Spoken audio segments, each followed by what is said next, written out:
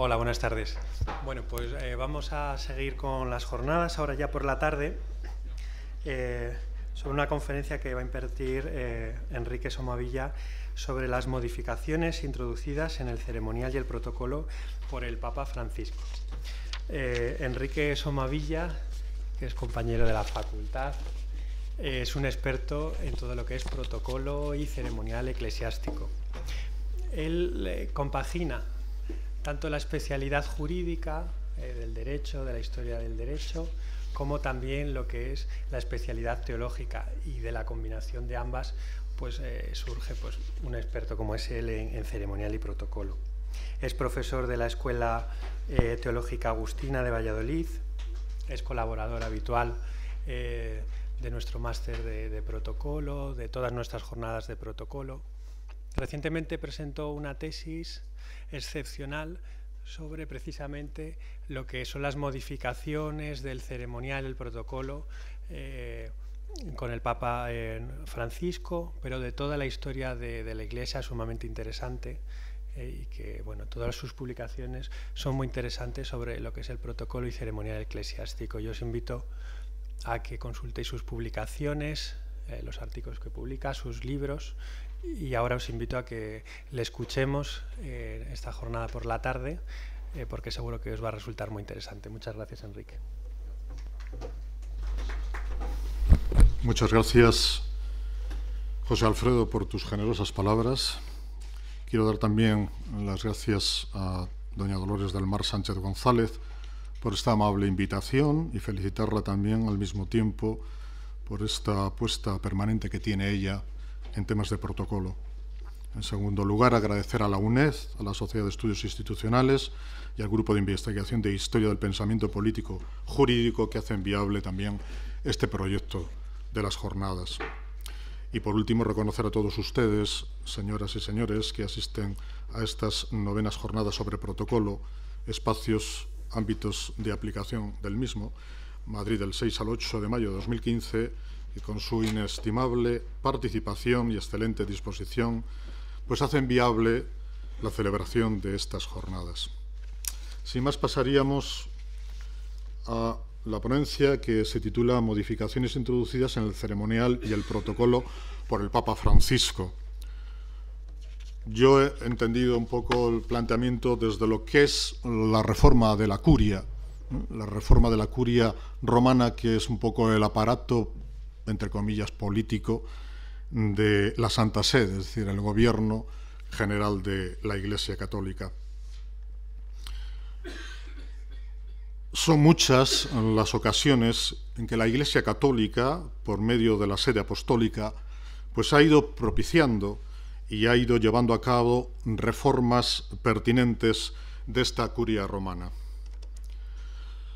Desde la reforma realizada por el Papa Sixto V, 1585-1590, la de San Pío X, 1903-1914, hasta las protagonizadas por Pablo VI, 1963-1978, Juan Pablo II, 1978-2005, y con los distintos signos que ha requerido, digamos, estas reformas. Cada uno veremos un poco de soslayo, de una manera general, pues algunos aspectos de cada una de ellas.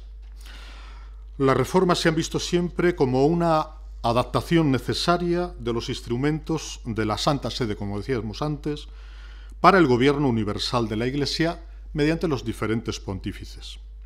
La reforma de Sixto V se caracterizó por el desafío reformador, que concluirá con la reforma de la curia ordenada por medio de la bula Immensa Aeterni Dei de 22 de enero de 1588. Como ven, ha llovido bastante. Esta seguirá en funcionamiento durante muchos siglos y regulará el buen orden de la curia romana hasta incluso el pontificado de Juan XXIII. Les doy un ejemplo. Durante el tiempo transcurrido de Sixto V a Juan XXIII, median bastantes siglos, y el número de cardenales que elegían al Santo Padre era el número de 70. Juan XXIII es el que va a abrir, digamos, el colegio cardenalicio y va a nombrar a un número mayor. Evidentemente ya se le puso la curia en contra de un principio, porque claro, las sanas tradiciones que venían de Sixto V, de 1585, parecía que no lo permitían, pero Juan XXIII, con su tesón, pues lo consiguió. Sin duda ha sido una de las más largas de la historia a la hora de establecer pues, cambios en esa estructura y esa organización que realizó, como decíamos, Sixto V. Pero también ha sido una de las más decisivas de la historia de la Santa Sede. Desde 1588 hasta la reorganización efectuada por San Pío X, con la Constitución Sapientii Concilii de 29 de junio de 1908, también hay tiempo recorrido. Los retoques realizados ya posteriormente por Benedicto XV, el Papa, digamos, de la Primera Guerra, y la codificación de 1917, implican unos cambios profundos en la mentalidad de la sede apostólica y de la misma curia romana. La curia romana es fruto de una normativa, como decimos, sistina, que se llevó adelante por la necesidad de adecuar los tiempos. Sin duda, esta es la antecesora de las grandes reformas curiales que llegarán tras la celebración del Concilio Vaticano II. La personalidad jurídica de la Santa Sede permaneció inalterable incluso tras la desaparición de los estados pontificios, tras la usurpación de la Guerra de Italia, de la unificación italiana, en 1870, hasta la creación del Estado de la Ciudad del Vaticano en 1929, con Pío XI concretamente. Con Pablo VI se llevó a efecto una descentralización muy necesaria de la misma, tratando de acoger a los obispos residenciales con una magnífica internacionalización, la progresiva disminución de número de obispos titulares en la misma y el posible aumento de los laicos para su desarrollo más dinámico, incluso con una mejor articulación de sus funciones que caracterizaban a los nuncios apostólicos en sus relaciones con los mismos obispos de cada país, incluso también con los poderes públicos como representantes pontificios y diplomáticos, y ahondar en la naturaleza propia de los dicasterios romanos, es decir, lo que son actualmente, como saben, las congregaciones, los tribunales y los pontificios consejos. Pablo VI es contado entre los grandes papas que renovaron el organismo secular de la curia. ¿Con qué? Con la Constitución Apostólica Regimini Ecclesiae Universae de 15 de agosto de 1917. Pablo VI es un hombre de curia. Había trabajado constantemente desde que fue ordenado sacerdote bajo el auspicio de Pío XII, del Papa Pío XII, como sustituto de la Secretaría de Estado, juntamente con Monseñor Domenico Tardini, que desempeñaba desde 1937 el cargo de secretario de la Congregación de Asuntos Eclesiásticos y primera sección de la Secretaría de Estado. ¿Esto qué implica? Implica fundamentalmente que era un hombre de curia, sabía perfectamente moverse por dentro de los pasillos vaticanos y sabía que había que hacer una reforma y cómo la tenía que hacer. Quizás sea una de las más importantes por su visión nueva, por su planteamiento novedoso, innovador, abierto, como fue siempre el talante de Pablo VI, un hombre que como papa en España fue poco conocido por las circunstancias fundamentalmente políticas. Mantuvo siempre una gran libertad interior, paz espiritual e inmensa paciencia para hacer esa renovación de la curia, con el máximo consenso posible, dentro de las grandes dificultades que suponía el camino del posconcilio, es decir, poner en funcionamiento, poner por obra, poner en marcha toda la labor que había realizado durante el Concilio Vaticano II, que como saben ustedes, pues fue convocado por Juan XXIII, comenzó en 1962 y se clausuró en 1965. Con las diversas reformas realizadas principalmente, como digo, con Pablo VI, mediante esa constitución que ven ahí, con la puesta en marcha del Concilio Vaticano II, se da, digamos, como el primer ayornamiento, es decir, la adecuación a los tiempos modernos, pero no solamente de la Iglesia, sino también de la Santa Sede y sobre todo de ese espíritu innovador y de cambio que era necesario para la curia romana. ¿Para llegar a quién? Vamos a llegar a Juan Pablo II.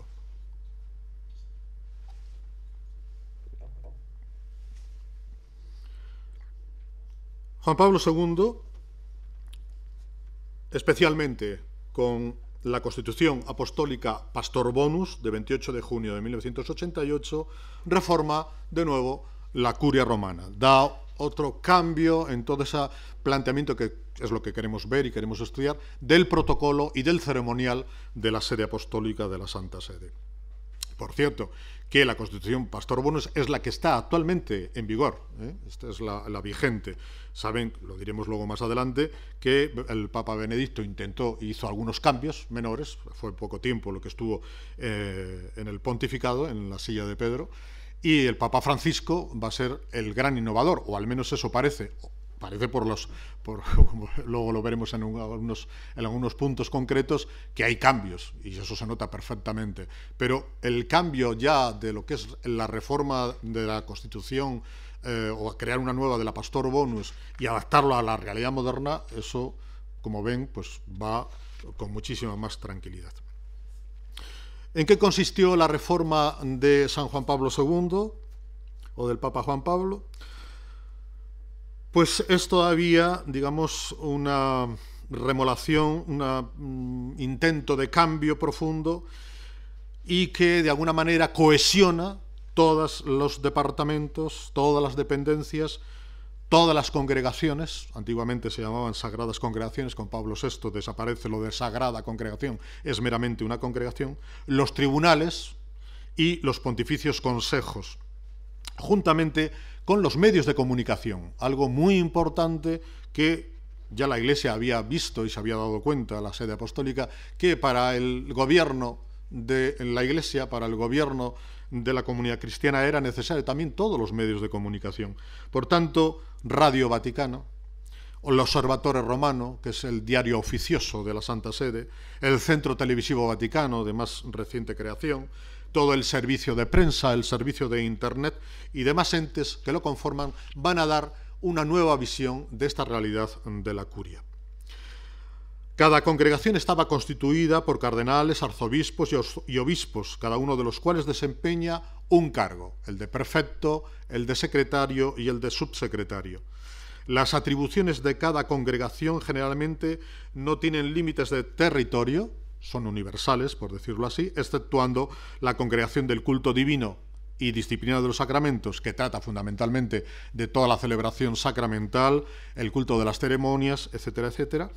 La de los obispos, porque solamente va a funcionar para ellos, la del clero, la congregación para los institutos de vida consagrada y sociedades de vida apostólica, y la de educación católica, por la cual todos los fieles integran, digamos, cada una de sus misiones o sus metas o sus compromisos para llevar adelante el plan que tiene, digamos, la sede apostólica como gobierno de la Iglesia. Bien, esta nueva acomodación exigía un cambio fundamental con respecto a la de Pablo VI. Las condiciones de la Iglesia católica diferían respecto de la forma de encarar los asuntos, tanto internos como externos. La realidad hecha experiencia de los años 60 del siglo XX había hecho que la curia se hubiera quedado un tanto obsoleta, un tanto anticuada, a veces anquilosada en sus propias funciones y en sus finalidades. Además, se había manifestado muy claramente una superposición de funciones. Era, por tanto, exigible una renovación y una adecuada adaptación a la realidad del momento, y esto suponía una necesidad de cambio en el fondo y en la forma. Si se fijan ustedes, esto está pasando actualmente es la misma situación en la que estamos atravesando hoy. La curia ha quedado anquilosada, ha quedado, digamos, superada en muchos aspectos. ¿Se quiere decir que vaya a desaparecer? No tiene por qué desaparecer, pero sí adaptarse a la nueva realidad. Y la nueva realidad del siglo XXI es totalmente diferente. Y con el Papa Francisco, evidentemente, el cambio es clarísimo, muy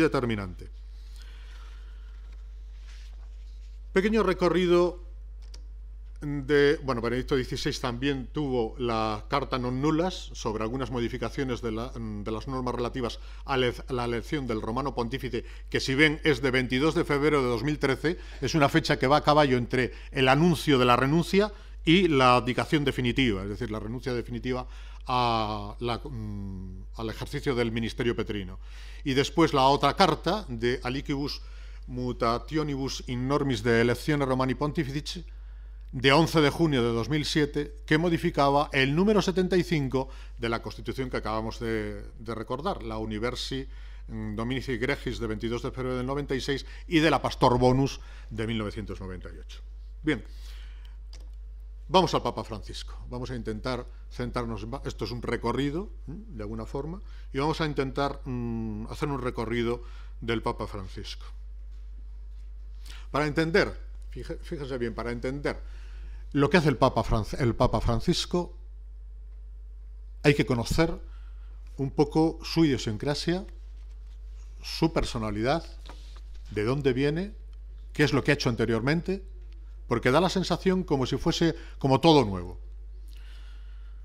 Si recuerdan, eran ya más de las 7 de la tarde del miércoles 13 de marzo, hora de Roma, cuando la chimenea de la Capilla Sistina sopló la esperada fumata bianca, anunciando que el nuevo sucesor de Pedro había sido elegido por los 115 cardenales que habían acudido al cónclave. 1:15 más tarde, el cardenal protodiácono, Jean-Louis Tauran, se asomó en la ventana de la aula de las bendiciones, lo que es la logia central de la Basílica de San Pedro, la que da a la plaza, frente a una multitud aglomerada de peregrinos italianos y del resto de la cristiandad que esperaban desde la mañana con ansia de conocer quién podría ser el nuevo papa. Todos los futuribles, todos los papabilis, como dicen, entran de papas todos y salen de cardenales. Nunca o casi nunca se sabe ni se acierta. Se sabe, por supuesto, pero que acertar tampoco. Un papa llegado del extremo del mundo, llegado de Argentina. Con la ya conocida fórmula de Habemus Papam, Jean-Louis Tauran anunciaba que el cardenal Jorge María Bergoglio era el nuevo papa. Para muchos, un desconocido. Para los medios de comunicación, fundamentalmente. Era el nuevo obispo de Roma, quien había sido elegido con el nombre de Francisco. Cuando él le plantean con qué nombre quiere llamarse, él, sin titubear, parece ser que dijo Francisco. Es el primer nombre que se utiliza en los papas. Ningún anterior se ha llamado Francisco, como tampoco ningún anterior había sido jesuita. La multitud de entusiastas peregrinos, todos a una, se alzaron con una ovación unánime, recibiendo al nuevo obispo de Roma como pastor universal, principio y fundamento de la unidad de la Iglesia Católica. De esta manera se convertía en el 265 pontífice de la historia de la Iglesia. El hecho de asumir un nombre nuevo, único, querido por todo el pueblo de Dios, iniciaba un pontificado que iba a dar mucho de sí, y claro que lo está dando, y que prometía cambios en las estructuras, no solamente de la curia, sino también de la sede apostólica. Si el cardenal Bergoglio habría dado que hablar durante su ministerio, dio mucho que hablar, primero como obispo auxiliar, incluso cuando fue no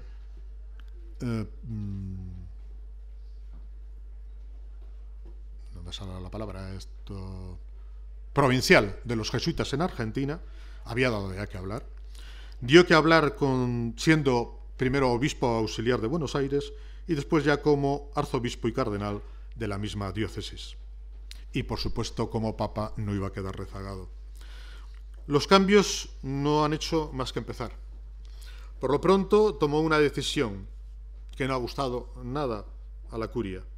No se trasladará a vivir en los apartamentos del Palacio Pontificio. Como ya saben, él vive en la residencia Santa Marta. Es una residencia que tiene la Santa Sede, que tiene el Estado Ciudad del Vaticano, fundamentalmente pues para los obispos, para algún sacerdote cuando viajan a Roma, o los cardenales mismos que se tienen que alojar, que son muchos. Entonces es una residencia normal y corriente, muy sencilla, donde se utiliza, y es donde normalmente también ya los últimos cónclaves la utilizaron como habitaciones para el trabajo o para el descanso de cada uno de los cardenales electores. No se traslada a vivir a los apartamentos pontificios. Expresión: aquí cabe muchísima gente, aquí me sobra espacio, yo me voy a la residencia. Primer gesto que ya salió de tono, por decirlo de alguna manera. Desde que el Papa San Pío X se trasladó a dicho palacio en el año 1903, todos sus sucesores han residido en ese lugar. Si desde el principio dio improntas marcadas por su carácter, temperamento de humildad y sencillez, lo que en un principio parecían formas, poco a poco se han ido convirtiendo en fondos. Les digo otro ejemplo. Son cosas diminutas, pero que marcan algo. La supresión del famoso calzado rojo que venía de la tradición de los emperadores de Oriente por el color negro tradicional recogido en cualquier indumentaria convencional de cualquier presbítero o cualquier cardenal o obispo. El Papa Francisco permanecerá, como decimos, en la Casa Santa Marta y no se mudará por ahora al apartamento del Palacio Pontificio, como lo anunció en la tarde del 26 de marzo del 2013. Y lo ha hecho. Y no se moverá.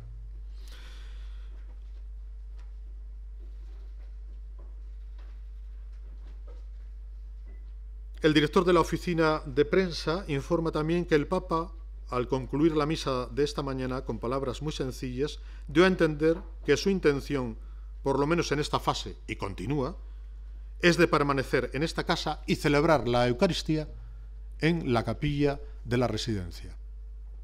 Otra cosa totalmente inaudita. Cualquier pontífice celebraba misa pública, bien cuando tiene algún ceremonial o alguna celebración especial en la Plaza de San Pedro, en la Basílica, o está de viaje apostólico fuera de Roma. Cuando permanecía en Roma, la celebración de la Eucaristía se hacía de forma privada en sus apartamentos o en su capilla. Otro cambio totalmente distinto, es otro planteamiento de fondo cambiado totalmente, les coge a todos con el pie cambiado. El Papa Francisco cambió de habitación en la que se alojaba durante el cónclave a otra, eso sí, de alguna manera se lo exigieron, a otra un poco más amplia porque tenía que recibir a ciertos huéspedes especiales. Él dijo que para todo lo que sea oficial sí utilizaría la biblioteca privada, atendería allí a todas las visitas, pero solamente lo protocolario, solamente lo específicamente convencional. Todo lo demás quedaba totalmente fuera ya de planteamiento.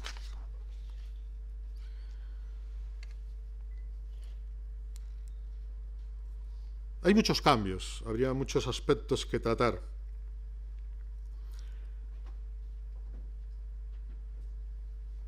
Desde el primer momento que asume el pontificado, el día de su elección, para ejercer el ministerio petrino, el abrazo a los cardenales lo había hecho de pie y no sentado como marca el ceremonial y el protocolo pontificio.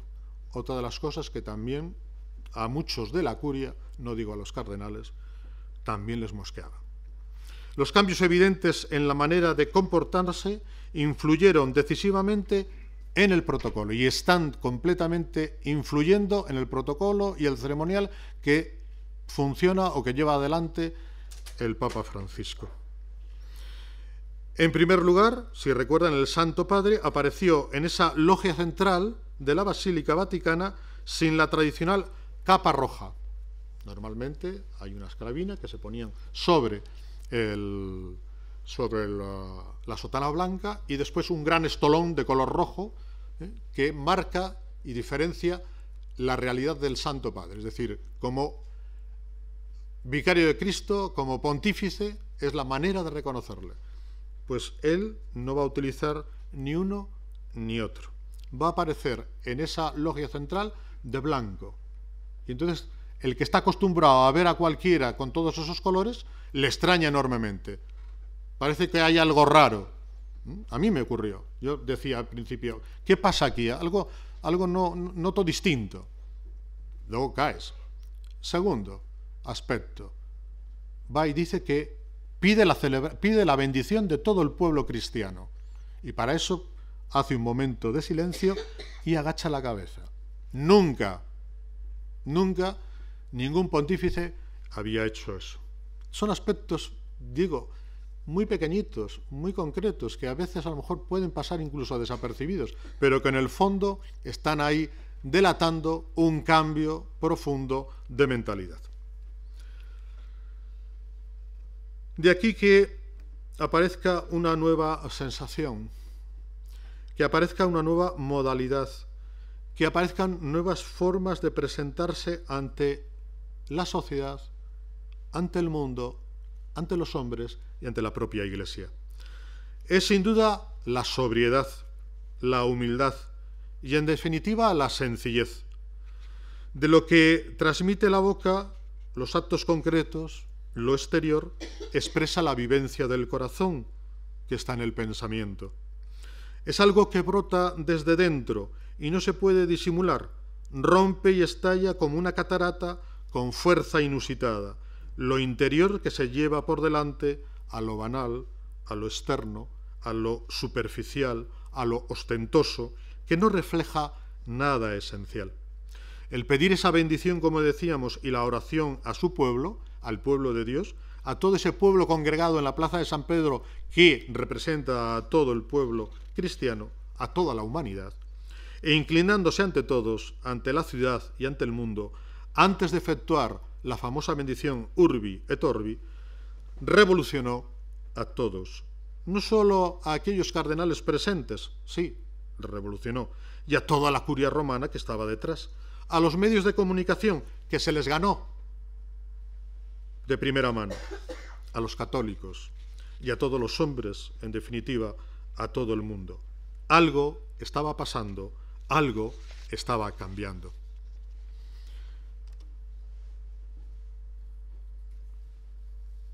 Cambios en el protocolo. ¿Qué cambios podemos ver? Más allá de los aspectos que hemos dicho.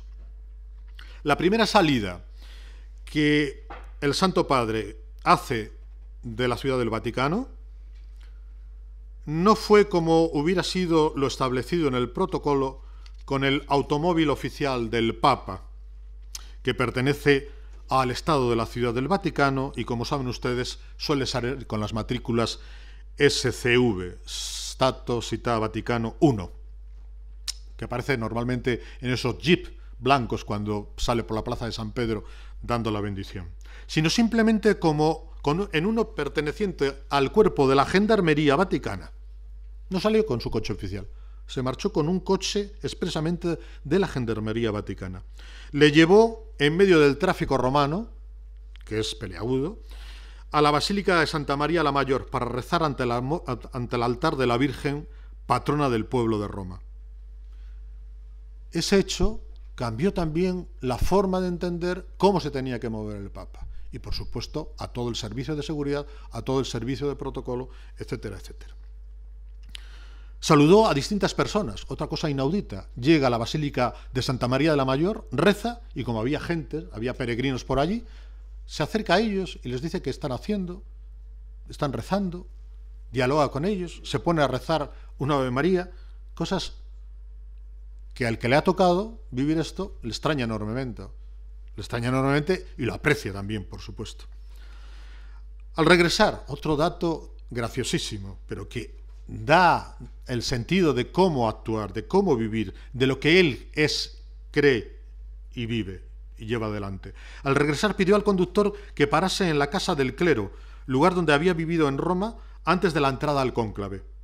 Quería recoger algunas pertenencias, pero sobre todo pagar su estancia en dicha residencia, y quiso hacerlo él directamente, aunque el director le dijo que no hacía ninguna falta, no como se lo iban a permitir, y él se empeñó. bastante dato clarificador, ¿no? Cuando hoy muchas veces en altos cargos se ven cosas diferentes, pero vamos, ahí no vamos a entrar. Quiso pagar su propia cuenta, de su propio estipendio. Al día siguiente hizo algo parecido, cuando quiso ir a ver a un amigo suyo, un cardenal argentino ya fallecido, Jorge María Mejía, ingresado en la clínica Pío XI, tras haber sufrido un ataque cardíaco. Va el Papa directamente, agarra que le cojan el coche y se marcha a ver al cardenal argentino. Lo realizó de incógnito. La visita duró más o menos media hora, hasta que las grandes medidas de seguridad que se ponen en movimiento ante la desaparición del Papa, o saber que se ha marchado con otro coche, actúan. El Papa, en solo unos días, ha puesto, y digamos casi, vamos, más de 2 años que llevamos ya con él, ha puesto permanentemente en jaque a todos los servicios de seguridad del Vaticano y de Italia. Cuando el Papa fue a abrir los lacres de los famosos apartamentos pontificios de los palacios apostólicos, lo primero que exclamó fue aquello que decíamos antes: aquí cabe mucha gente, recuerdan, aquí entran más de 300 personas, no necesito tanto espacio. Lo que les ha quedado bien claro a toda la curia romana es que el nuevo Papa Francisco se ha distanciado del tono excesivamente formalista que gira en torno suyo y le ha dado la vuelta como a un calcetín. Se trata de un estilo más cercano, austero, a la manera que vive la gente de manera ordinaria, como él hacía cuando estaba en Buenos Aires. Por eso decíamos al principio que hay que entender al Papa Francisco dentro del contexto de lo que es él, Jorge Bergoglio. Porque en Buenos Aires, cuando era arzobispo, viajaba en el metro, un suburbano que es, pues, no es el de Madrid, evidentemente, no es el de Madrid. No digo que es más antiguo, tiene menos recorrido, etcétera, etcétera. Pero es el detalle. O en colectivo, como dicen ellos, en autobús, siempre en transporte público. Él se hacía la comida en su apartamento, no quería a nadie.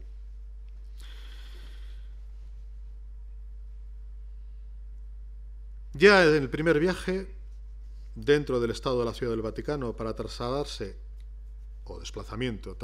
de la Capilla Sistina a la Casa Santa Marta, desechó el automóvil también oficial y se fue con los hermanos cardenales en el microbús que lo había hecho durante todo el tiempo del cónclave. Iban todos juntos, los recogían en los microbús y les llevaban, o los autobuses, desde la residencia de Santa Marta hasta el lugar del cónclave, que era la Capilla Sistina. Él no va en el coche, él sube también en el autobús exactamente igual que lo había hecho anteriormente. En su capacidad para predicar y leer en sus discursos elaborados, improvisa en muchísimos casos, como en cualquiera de las audiencias que han ocurrido. El caso de los periodistas que le decía yo antes. El Santo Padre demostró ante ellos que habían cubierto todo el periodo de la sede vacante con una soltura impropia de muchos clérigos que no se atreven a enfrentarse muchas veces con los micrófonos. Se les ganó de mano a todos, a más de 600 reunidos en la Sala Nervi o Pablo VI. Al final de la audiencia se dirigió en español, en su lengua materna, y les manifestó: les dije que les daba de corazón la bendición. Como muchos de ustedes no pertenecen a la Iglesia Católica, otros no son creyentes, de corazón doy esta bendición en silencio a cada uno de ustedes, respetando la conciencia de cada uno, pero sabiendo que cada uno de ustedes es hijo de Dios. Que Dios los bendiga. Otra característica muy llamativa fue pedir a todos los argentinos que no fuesen a viajar a Roma para el inicio del ministerio petrino, que no lo hiciesen y que donasen esos gastos para obras de caridad para los más necesitados. Sentido, digo yo, de protocolo sencillo, innovador, asequible. Nunca se había visto esto en otro Santo Padre. Que fuese, después de ser elegido, después de asumir el ejercicio del ministerio petrino, ir a celebrar misa a la parroquia del Vaticano. La parroquia del Vaticano es Santa Ana, la llamamos concretamente nosotros, donde hay una comunidad.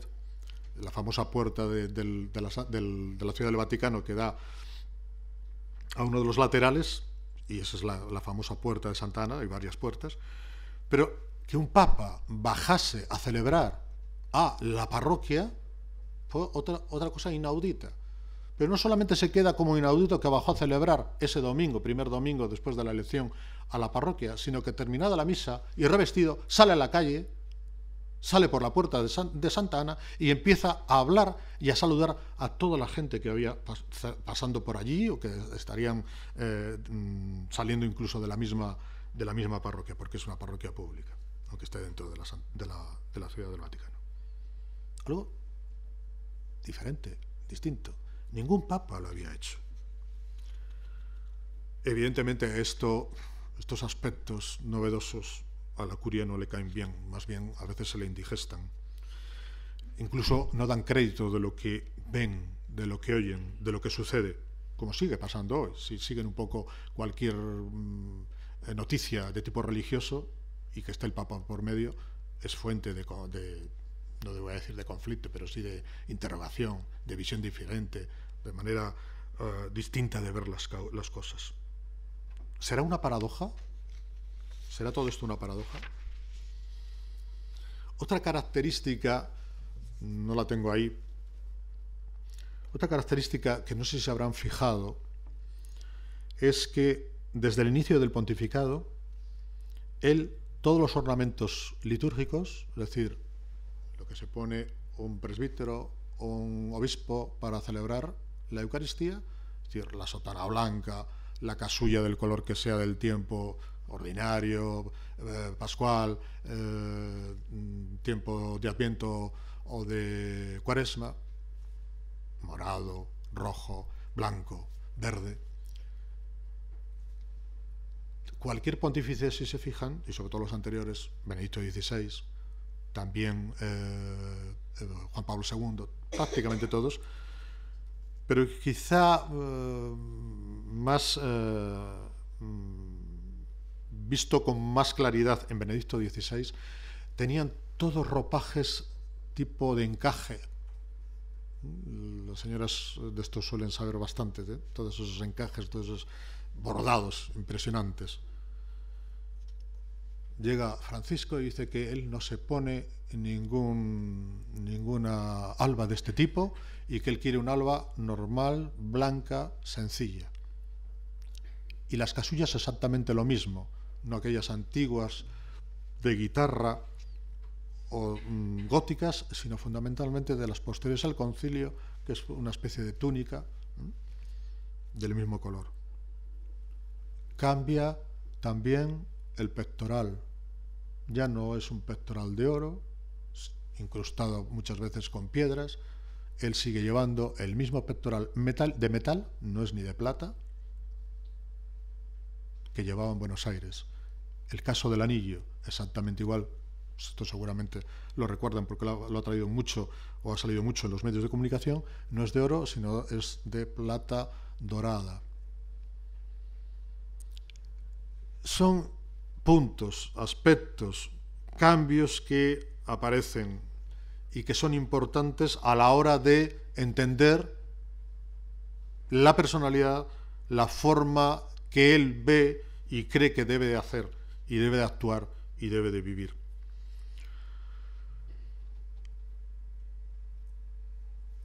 El Papa Francisco, en la primera misa crismal, la que celebra normalmente con todo su presbiterio, el martes santo, depende de las diócesis, pero normalmente en Roma se hace el mismo jueves santo por la mañana, decía: la indumentaria es rica en los simbolismos, como los nombres de los hijos de Israel grabados sobre las piedras de onís, que adornaban las sombreras de las vestiduras de los sacerdotes israelitas, de donde provienen nuestras actuales casullas, 6 sobre la piedra de cada lado. También en el pectoral se iba grabando, o iba grabado, los nombres de las 12 tribus de Israel. Esto significa que el presbítero celebra cargado sobre los hombres el pueblo confiado a su cuidado, y que ha de llevarlos también en su corazón.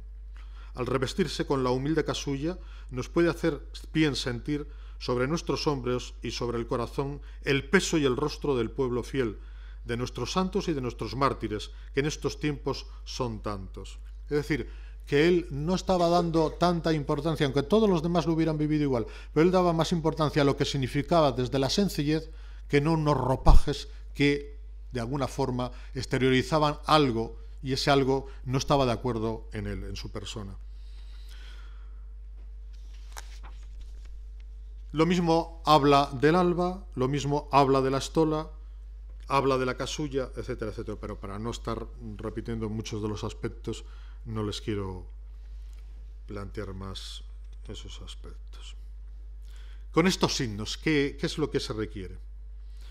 En estos signos, por el mero hecho de hacerlos, de expresarlos, de comunicarlos, implican que se ha abierto una puerta, no solo para seguir realizándolos de manera diferente, sino también para tener la posibilidad de conseguir otros que puedan necesitar la sociedad y el mundo actual, y así hacer más reconocible la acción de la sede apostólica y creíble la misión de la Iglesia. Porque aquí nos estamos jugando mucho. A través del protocolo, evidentemente, estamos planteando y estamos enseñando y estamos caracterizando unas actuaciones determinadas que expresan algo interior. Cuando el Papa Francisco cambia algunos de estos aspectos, nos está transmitiendo algo diferente, nos está queriendo decir algo distinto. ¿Por qué? Porque lo que más le importa va a ser fundamentalmente que se reconozca la acción de la Santa Sede y que se haga más creíble la acción de la Iglesia Católica.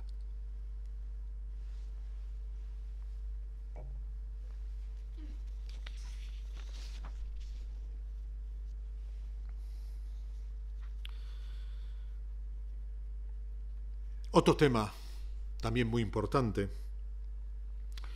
El Papa dispuso la necesidad de la ayuda y protección de los menores, la atención y ayuda a las víctimas, la rigurosidad en los procesos abiertos contra los culpables y responsables, y que las conferencias episcopales establezcan las medidas necesarias y las lleven a la práctica.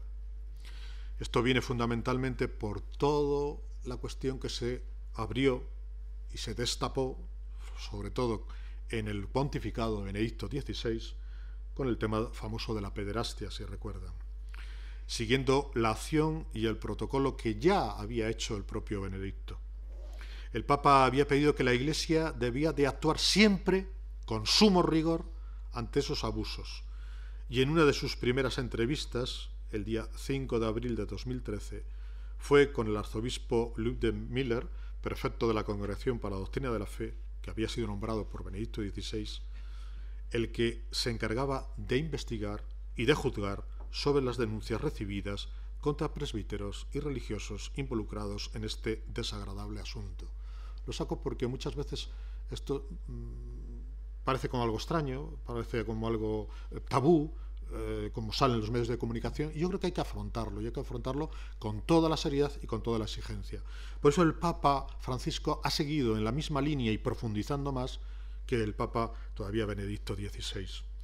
Entre ellos, poner a los sospechosos y confesos de dichos cargos en manos de las autoridades civiles, algo antes totalmente impensable, y así responder ante el Poder Judicial.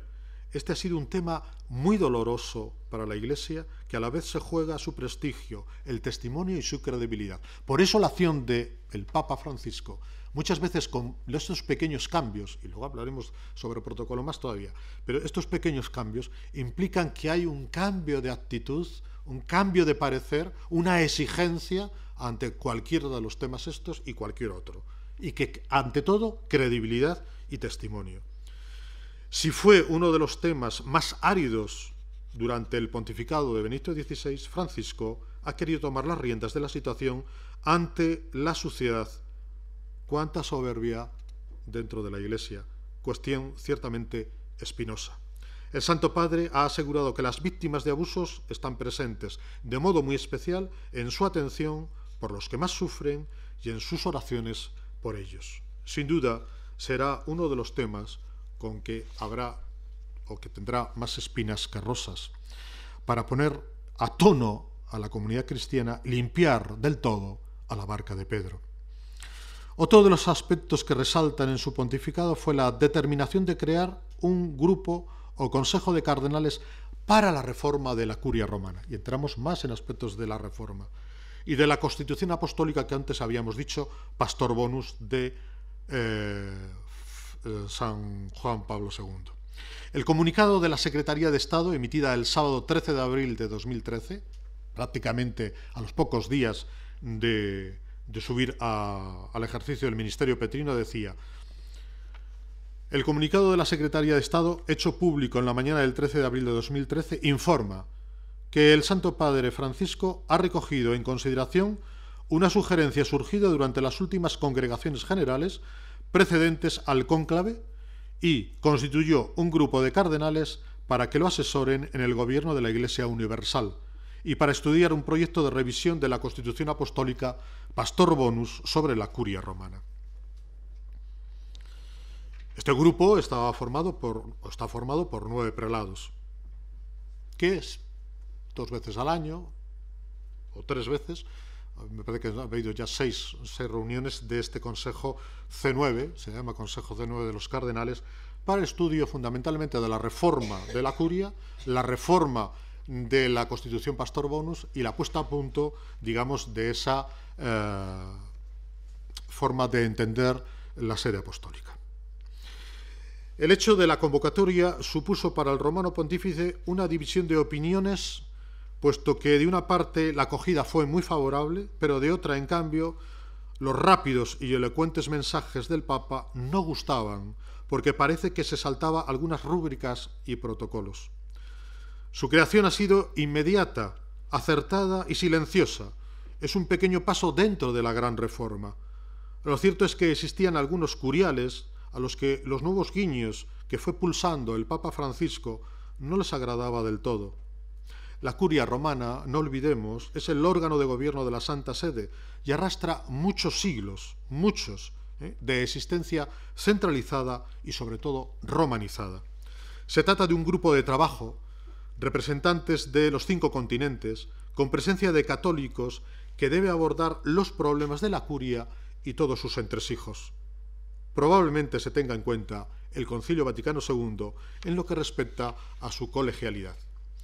Fíjense, muchísimos de los aspectos que el Papa Francisco está poniendo en funcionamiento o está tratando de llevar a cabo, está tratando de que cale en el pueblo de Dios, es esa adaptación, ese cambio necesario. Es, digamos, entrever que no se puede funcionar como se funcionaba anteriormente. Es poner en definitiva el Concilio Vaticano II en funcionamiento.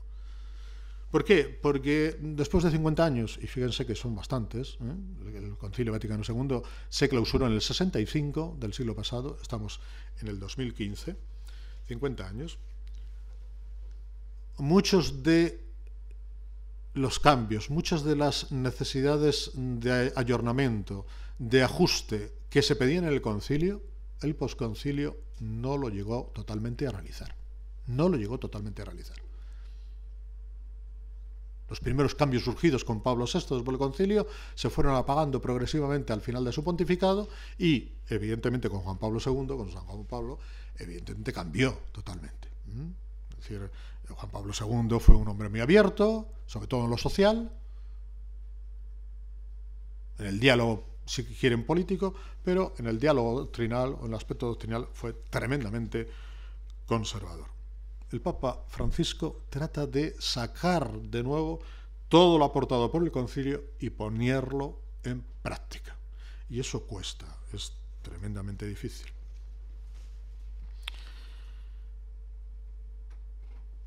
Como digo, han sido muchas las visitas que se han podido hacer, se han hecho, como la que decíamos a la Basílica Santa María la Mayor, cuando fue también a tomar posesión de la diócesis de Roma, como obispo de Roma, que se hace siempre en la cátedra de la Basílica de San Juan de Letrán, en Laterano. Los cambios de actitud, las formas, el traslado, la manera de entablar las relaciones con la gente fue totalmente distinto, totalmente diferente de cualquiera de los pontífices anteriores. Muchos expertos vaticanistas admiten que las acciones del Papa Francisco suponen un gran esfuerzo del Santo Padre para humanizar más la figura del papado y llevarla más a todas las personas. No se puede olvidar que la figura del Papa, que es vicario de Jesucristo en la tierra y jefe del Estado de la Ciudad del Vaticano. Hay muchos que esto no lo asumen o no lo ven. Es soberano de la Ciudad del Vaticano, jefe de Estado. Por eso recibe a otros jefes de Estado. Por eso asume a través de la Secretaría de Estado nuevas relaciones diplomáticas, la acreditación de nuncios fuera de embajadores ante la Santa Sede. Tampoco podemos olvidar que el Papa Francisco es el primer Papa latinoamericano de la historia y ha ido demostrando en todo este tiempo de su pontificado, en estos 2 años, una nueva manera y muy peculiar de ejercer su función, la función del ministerio petrino, junto con un énfasis en la pastoral hacia los jóvenes y en atender esencialmente a los más necesitados. Luego veremos algunos vídeos y ahí ajustaremos todo lo que hemos dicho, precisaremos aspectos que lo vemos, nos entra por los ojos. No ha suprimido totalmente, por supuesto, el protocolo, sino que lo está abriendo con unas puertas de manera diferente, para ser distinto, no tan rígido. Por otra parte, el mundo del derecho diplomático y en la misma diplomacia en general existen muchos gestos que a ninguno, a simple vista, pasan inadvertidos o parecen inocentes, pero que al mismo tiempo generan crónicas sobre su significado y, por supuesto, también veladas críticas a favor y en contra. Pero da la sensación que el Papa Francisco le da absolutamente igual. Los gestos del Papa son, como digo, sencillos, pero con un enorme calado social que atestiguan y anticipan, de hecho, su firme voluntad de reformar una institución eclesial y restablecer el vínculo fundamental de relación con la sociedad, con el mundo, como lo había pedido el Concilio Vaticano II, y que se había ido deteriorando con el paso del tiempo como una rigidez y un anquilosamiento de la misma jerarquía eclesiástica. Esto ya lo hizo, como decimos, el concilio. El término protocolo hace referencia a una regla ceremonial establecida por decreto o costumbre. Sin tratar de establecer definiciones sobre el tema, el Papa Francisco, al igual que otros grandes líderes en el ámbito político, económico y social, que suelen romper habitualmente el protocolo, son personas que siempre suelen tener los pies en el suelo y que en realidad siguen su propio protocolo, el cual viene determinado por un conjunto de principios y normas que guían cada uno de sus actos. Fíjense bien, por ejemplo, la importancia que ha tenido la Santa Sede a la hora de tender puentes y conseguir que Estados Unidos y Cuba restablezcan relaciones diplomáticas a nivel de embajada y de nunciatura. Que este domingo, reciba a Raúl Castro en visita privada a Roma al Santo Padre. La última, hay muchísimas más. Esto es lo que pasa, o esto es lo que le ocurre al Santo Padre. En otras ocasiones se ha presentado, por ejemplo, en el comedor que tiene la Santa Sede, la Ciudad del Vaticano, para almorzar con los empleados de la misma. Hay un comedor, igual que hay en la residencia de Santa Marta, donde acuden todos los que trabajan, que necesitan trabajar de turno de mañana y tarde, y mucha gente se acerca a comer en ese refectorio pequeño. Pues él, uno de los días, ha bajado, ha cogido su bandeja, es autoservicio, y se ha sentado allí con unos operarios como tal. Cosas que nunca se habían visto. Nunca, no sé si se volverán a ver en otro, pero se están haciendo. Se presenta por sorpresa y toma personalmente sus alimentos. Se sienta en medio de los empleados, con quienes comparte amigablemente la comida que hay. Estos gestos no son ni propaganda, como a veces se dice, ni publicidad. forman parte de su personalidad, de su sencillez, de su humildad. Pero existen hechos que van más allá de la silla, esa silla que también muchas veces aparece en la Sala Clementina cuando recibe a algún, por ejemplo, la Guardia Suiza, a los cardenales, que era una especie de silla dorada, tipo trono, la sustituye por una blanca, no pasa absolutamente nada. Pero esto va más allá de la silla y de los zapatos. Como Papa, besó a un niño entre la multitud, se acercó luego lo veremos, se acercó a un discapacitado para darle la bendición. Lo mismo pasó el día que recibió los saludos de los jefes de Estado tras la misa del inicio del pontificado. En vez de esperar en un lugar alto y sentado, normalmente cuando termina la ceremonia, todos los jefes de Estado pasan a saludar personalmente al Papa y esto se realiza dentro de la basílica, normalmente a un lateral del altar mayor, de la columnata, vamos, de la columnata del baldaquino. Él no. Él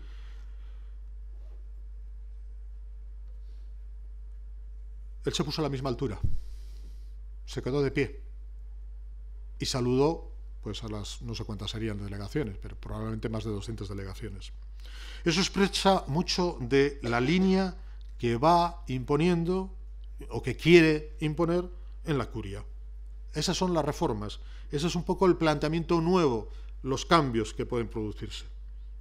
El Jueves Santo, primero, que se celebra tradicionalmente siempre en la Basílica de San Pedro, él lo fue a celebrar a una cárcel para jóvenes de la capital italiana.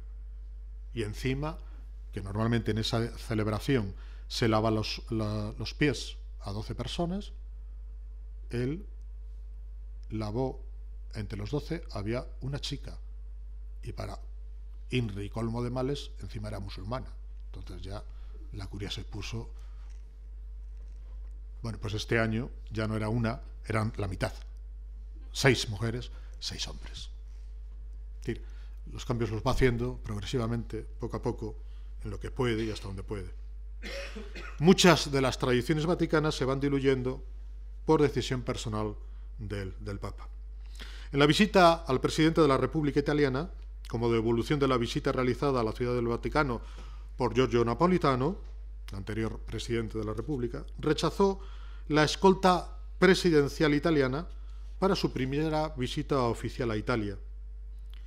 Era como una especie de nuevo desaire al protocolo y a la seguridad del Vaticano y a la seguridad de Italia. Incluso mientras algunos se manifestaban preocupados por su protección, el auto utilizado no fue uno tampoco de los coches oficiales del Estado de la Ciudad del Vaticano.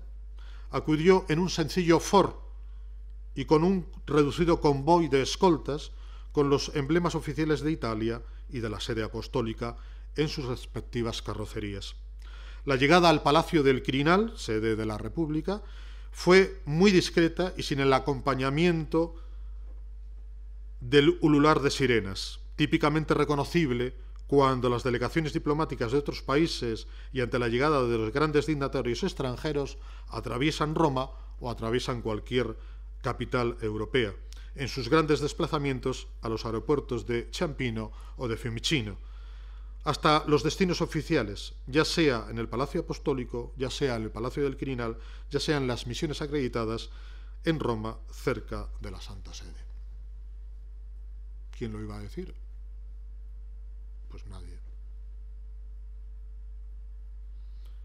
Vuelvo a insistir, son aspectos a lo mejor muy determinados, muy nimios, muy pequeñitos, pero que están dando una impronta fundamental de lo que quiere hacer y cómo lo quiere hacer.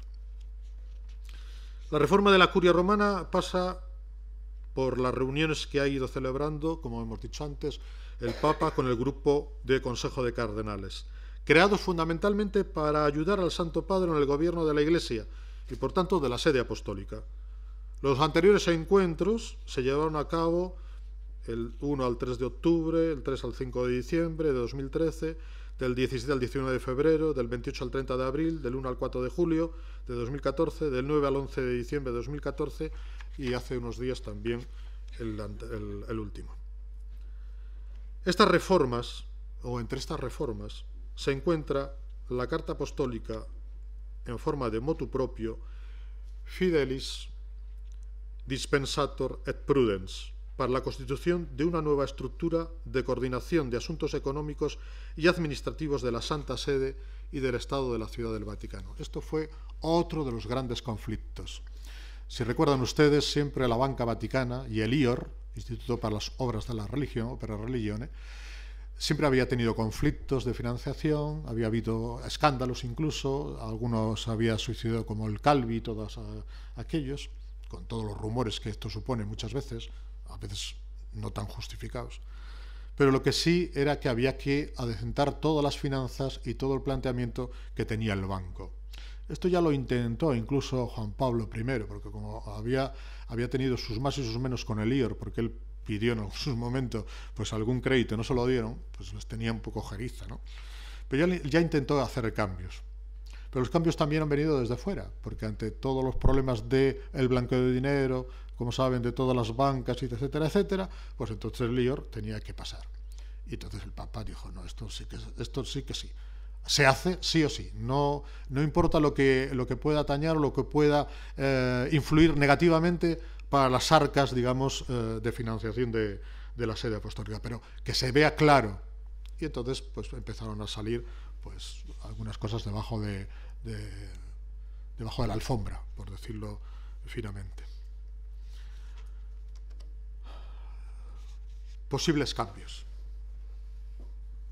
Esto es abrir puertas, todavía no está. Son filtraciones que a veces se dan, pero no quiere decir que se hagan totalmente así o se hagan de otra manera. Posibles cambios. Pues se establece un Consejo de Asuntos Económicos, una Secretaría para Asuntos Financieros y un Auditor General. En esa carta que acabamos de decir, la llamada Fidelis Dispensator et Prudens, para ajustar, adaptar toda la cuestión económica financiera de la Santa Sede, del Vaticano, a la nueva realidad social y económica europea. Para el Consejo de Asuntos Económicos queda instituido un consejo con la tarea de supervisar la gestión económica y vigilar las estructuras y actividades administrativas y financieras de todos los dicasterios de la Curia, de todas las instituciones relacionadas con la Santa Sede y con el Estado de la Ciudad del Vaticano. Es decir, es una auditoría en toda regla, que traerá sus consecuencias, seguro.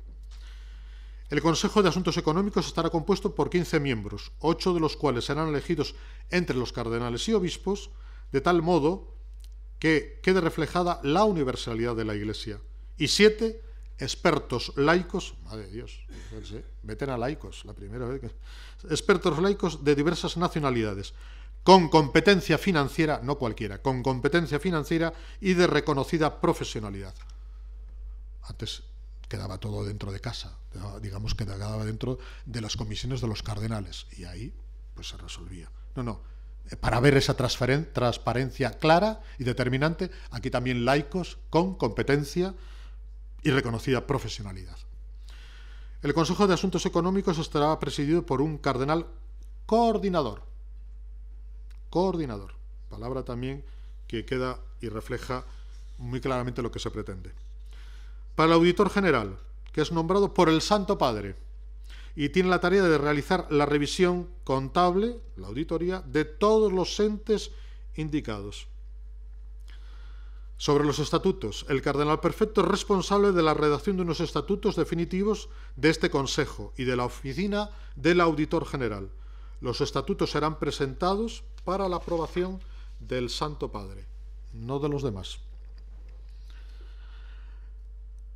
Actualmente tenemos 9 congregaciones, 12 consejos pontificios, 7 comisiones pontificias, 2 comités pontificios, el sínodo de los obispos y otras oficinas administrativas propias de la Ciudad del Vaticano, las cuales suman más de 30, lo que para cualquier administración podría ser excesivo. dispongo que cuanto queda establecido entre en vigor de manera inmediata, plena y estable, abrogando, se refiere a los planteamientos económicos, abrogando todas las disposiciones incompatibles, y que la presente carta apostólica, en forma de motu propio, sea publicada inmediatamente en el Observatorio Romano y posteriormente en Acta Apostolica Sedis. Acta Apostolica Sedis es como el boletín oficial, por decirlo así, donde queda reflejado todo lo que dice, todo lo que se aprueba la Santa Sede. Y el Observatorio Romano es el periódico oficioso de la Santa Sede, con lo cual también tiene su carácter. Si no sale en un sitio, sale en otro. Hay veces cosas que solamente salen en el observatorio. Bien, las congregaciones en principio no sufrirían cambios en principio, sino que seguirían tal como las conocemos, es decir, doctrina de la fe, iglesias orientales, culto y disciplina de los sacramentos, causas de los santos, evangelización de los pueblos, clero, institutos de vida consagrada y sociedades de vida apostólica, educación católica y obispos. Estas no sufrirían modificaciones, en principio. En cambio, es muy probable que hubiese fusión de los pontificios consejos, como pueden ser, y ahí los tienen, los de los laicos, promoción para la unidad de los cristianos, familia, justicia y paz, corunum, pastoral para los emigrantes y los refugiados, pastoral de la salud, textos legislativos, diálogo interreligioso, cultura, comunicaciones sociales, promoción de la nueva evangelización. ¿Para conformar qué? Conformar tres grandes polos. Tres grandes polos. El primer polo sería caridad y justicia, y reuniría las funciones de 4 de los actuales consejos pontificios: justicia y paz, corunum, pastoral de los emigrantes y pastoral de la salud. Segundo polo, agruparía los pontificios consejos para laicos y la familia. El tema de la familia, como saben, va a haber un sínodo especial a partir de octubre.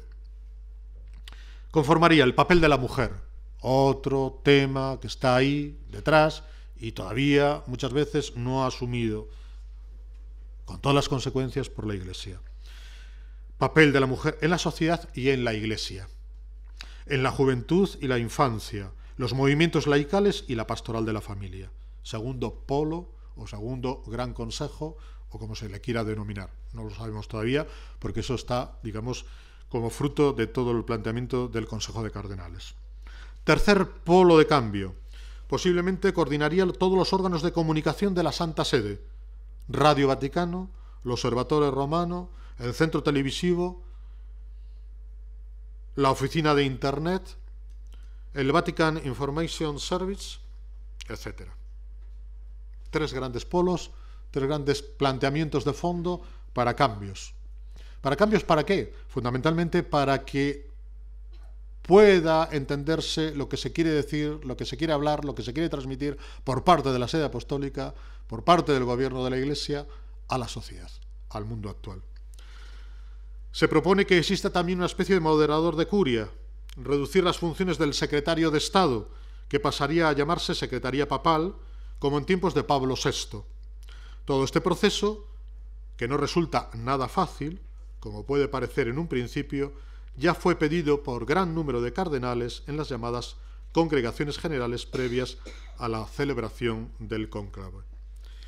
Finalizaría con una nueva constitución apostólica que sustituiría a la vigente Pastor Bonus. Les dije al principio que actualmente seguimos bajo el funcionamiento de la Pastor Bonus de San Juan Pablo II, que data de 1988, y que regula actualmente todo el organigrama de la Curia Romana. Por eso es posible que se encuentre preparado el borrador del esquema previsto para la introducción de dicha Constitución, yo digo probablemente en el transcurso de este año 2015. Las últimas noticias que se tienen es que probablemente se retrase. No pueda salir todavía en el 2015, porque en definitiva la cosa no es que estaba, digamos, verde, pero vamos, un poquito. Bien, ahí ven, no lo he pasado, perdón, el tema de los órganos de comunicación, Radio Vaticano, Observatorio. Se propone la posibilidad de existencia de un moderador. Finalizarían con una nueva constitución, como hemos dicho, y la conclusión. El protocolo seguido por el Papa Francisco deja de lado muchas tradiciones que ha tenido la sede apostólica a lo largo de los siglos.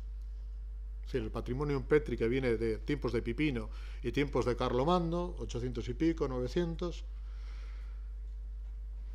a lo largo de los siglos, y manifiesta que nos encontramos ante un cambio de época que también afecta de forma singular a todas las instituciones, como son el Estado de la Ciudad del Vaticano, a la Santa Sede y a la Iglesia Católica.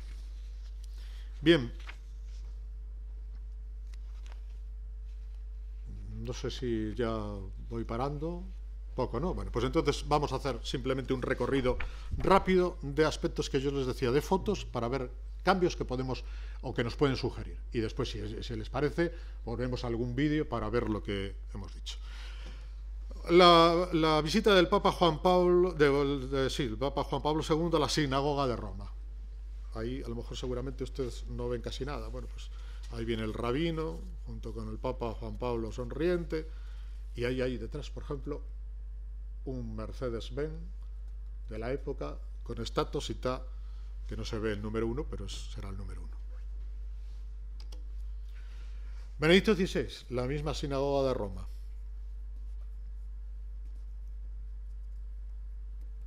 Ya sé que las fotografías pueden ser engañosas, porque claro, si yo les pongo una fotografía en la que salgan todos a la entrada, pues a lo mejor las diferencias no son tantas. Pero bueno, ustedes vean.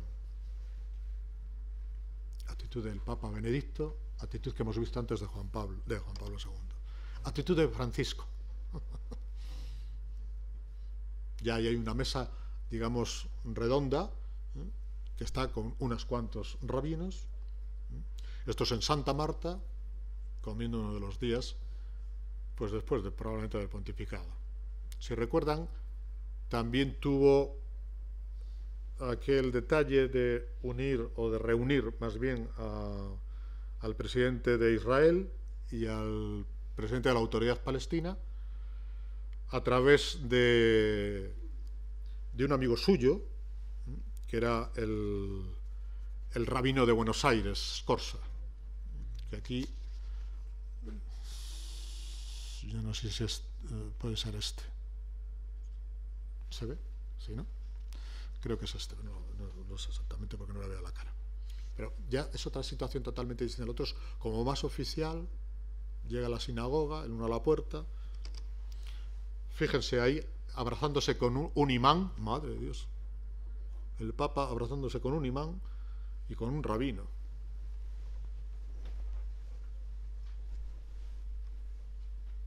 Este es Scorza. No hablo porque yo creo que se lo cuente, ¿no? Es decir, no hace falta. Le quería poner cambios en el protocolo. Lo que les decía yo, ahí no se le ve porque luego podemos poner un esquema. El Papa Benedicto, cuando salía a lo mejor de ceremonial, y lo veríamos bien distinto a Francisco. Ahí ven la mitra, que es un poco el gorrito que llevan los obispos, y la verdad, bien sencilla. Bien sencilla. Esto es el cuerpo diplomático. Esto es una de las misas que tuve y estuvo el Papa Francisco. Lo mismo, nada más que puesto desde otro lateral, con los cardenales de fondo, pero vamos, esto, otro cambio. Que el Papa se incline ante una reina, como es el caso de la reina Ania, o Rania, no sé si es Ania o Rania. Rania, ¿no? De Jordania en su visita oficial. Esto es impensable.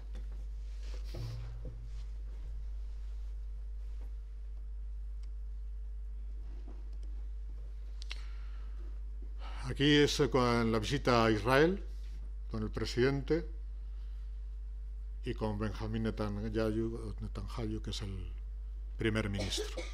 Ahí ven las caras de seriedad. Está bien que seamos serios y sobre todo a lo mejor están marcando los himnos nacionales, pero otra cosa también inaudita, el Papa al Museo del Holocausto. Ya quiso ir Benedicto XVI, pero no pudo porque se puso una placa, hubo un problema con una placa que se puso donde no ponían como demasiado bien a Pío XII o los temas del silencio de la guerra y de los judíos, etcétera, etcétera, y entonces el Papa no visitó el Museo del Holocausto. Bueno, pues aquí vemos a Francisco visitándolo. Aquí besando la mano a un rabino.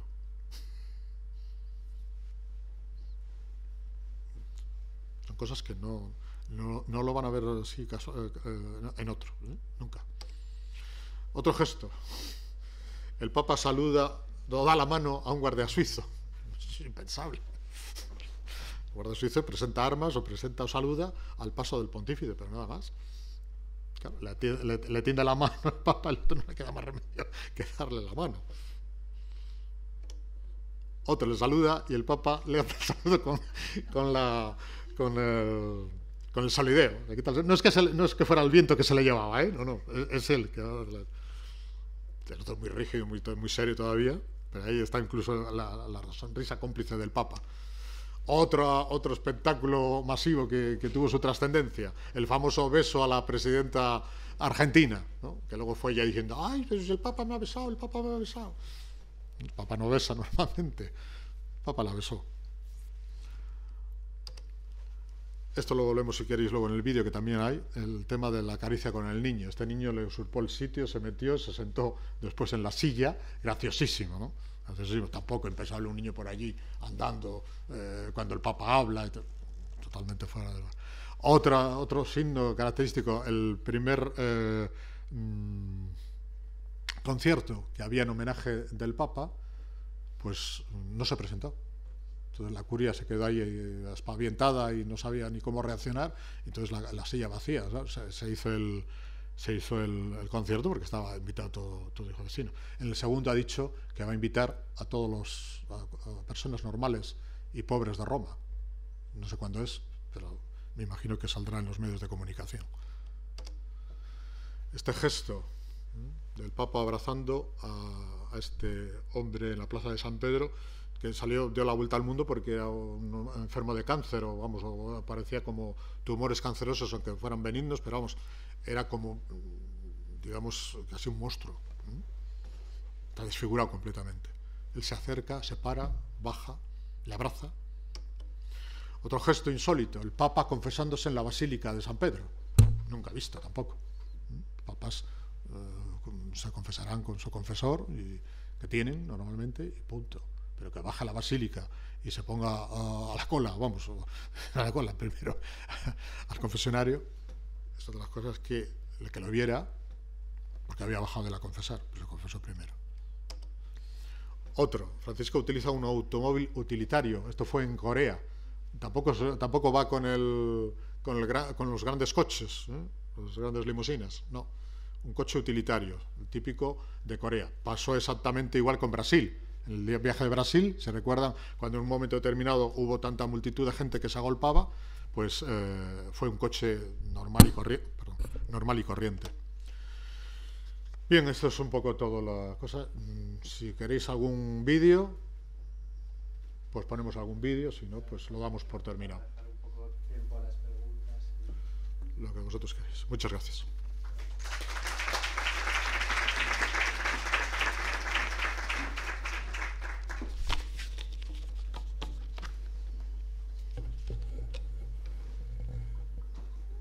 Bueno, pues pasamos al turno de preguntas. ¿Tenéis alguna pregunta?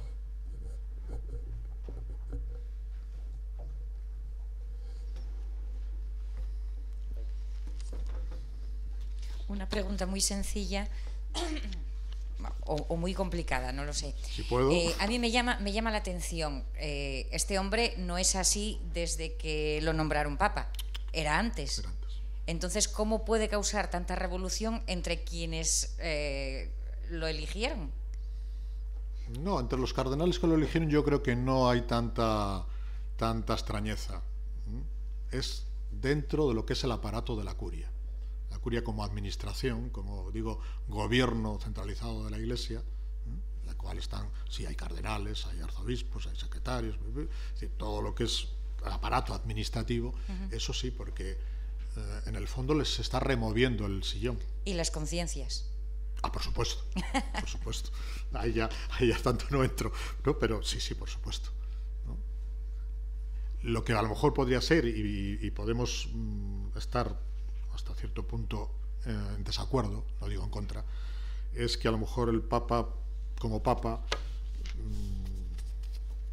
no debiera de cambiar tantos aspectos protocolarios, ¿no? Tanto saltarse el protocolo, porque porque de eso estamos hablando, de protocolo, ¿no? Entonces, esa podría ser la ambigüedad. Pero en cuanto al tema que usted dice, viene fundamentalmente del aparato. Como un partido que tiene el aparato, o la administración del Estado, o de la comunidad, o del ayuntamiento, lo que es el aparato, el funcionariado, pues a ese sí, porque le remueve. Les he hecho unas diatribas en el discurso de Navidad, que normalmente es un discurso pues para evitar la Navidad, el Año Nuevo, a toda la curia, pues muy extendido, muy sencillo, sin grandes cosas. Les metió unos trallazos, no sé cómo decirles, pero que les dejó tiesos, ¿no? Es decir, les dijo de todo finamente. Está escrito.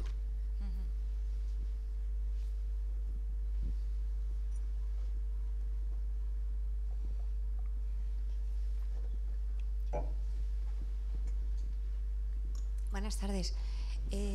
Hasta ahora, que yo sepa, es el primer pontífice que se ha atrevido, lo voy a decir entre comillas, a tocar el tema del celibato de los sacerdotes, de que pueda llegar a que no tengan que ser célibes y que puedan formar sus familias.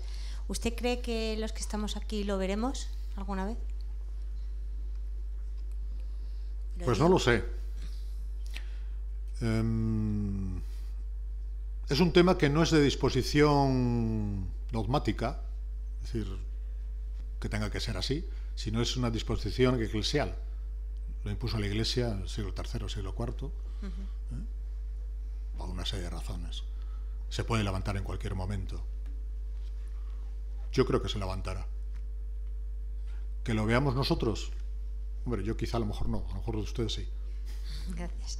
Yo lo deseo como católica, desde luego, porque creo que muchos de los problemas que se han tratado y que se han hablado de ellos, como la pederastia y todo esto, pues igual se evitaban, ¿no? Algunos. Bueno, no se sigue.